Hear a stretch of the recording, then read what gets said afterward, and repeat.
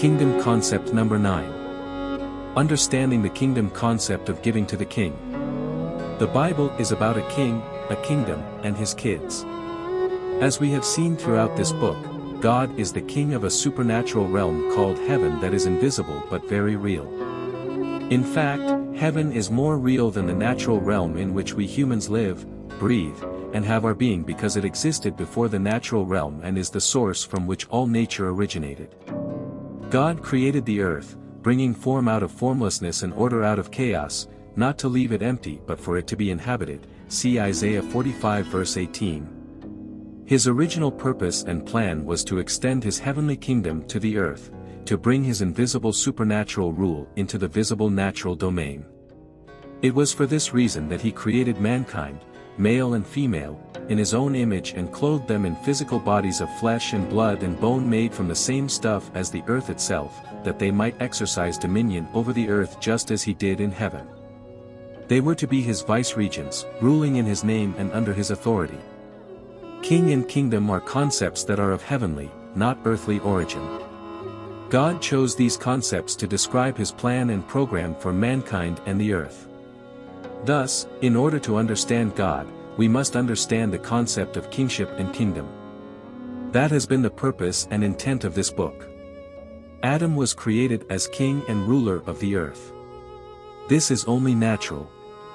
God created man in his own image and likeness, and because God was a king, man was to be a king as well. As king of the earth, man possessed certain unique qualities and characteristics that set him apart as distinct from all other creatures on the earth. One of these qualities was self-determination. Man possessed the ability to reason, to frame his own thoughts and ideas and to make his own decisions. In this he was like his creator. He was endowed also with the capacity for face-to-face, one-on-one intimate fellowship with God, a privilege that no other creature on earth enjoyed. The Creator gave Adam the earth as his domain because a king is not a king unless he has territory over which to rule. Through inappropriate use of his power of self-determination, Adam rebelled against God and lost his earthly kingdom. Man's rule over the earth was usurped by an unemployed cherub, a rebellious and fallen angel who had no right or authority to take it. Man became a slave in his own domain. But the gifts and calling of God are irrevocable. See Romans 11 verse 29. God's original plan and purpose were still in place. Man's destiny was to rule the earth, so he had to get his kingdom back. When the time was right in history, the King of Heaven sent his Son to earth to re-establish heaven's rule here.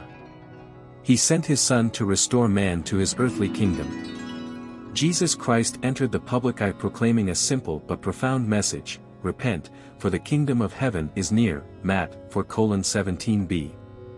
As a human as well as the Son of God, Jesus had the authority both to restore the kingdom and to rule it as king. Kingship was his birthright. Kingship is always a matter of birthright or genealogy. You will remember that when Jesus stood before Pilate the morning he was crucified, and Pilate asked him if he was the king of the Jews, Jesus answered, "You are right in saying I am a king. In fact, for this reason I was born," John 18:37b. Jesus was not the only one to recognize his kingship. Even as early as his birth, there were those who knew who he was and why he had come.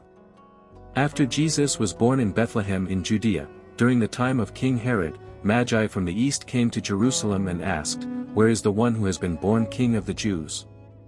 We saw his star in the east and have come to worship him," Matthew 2 verses 1-2.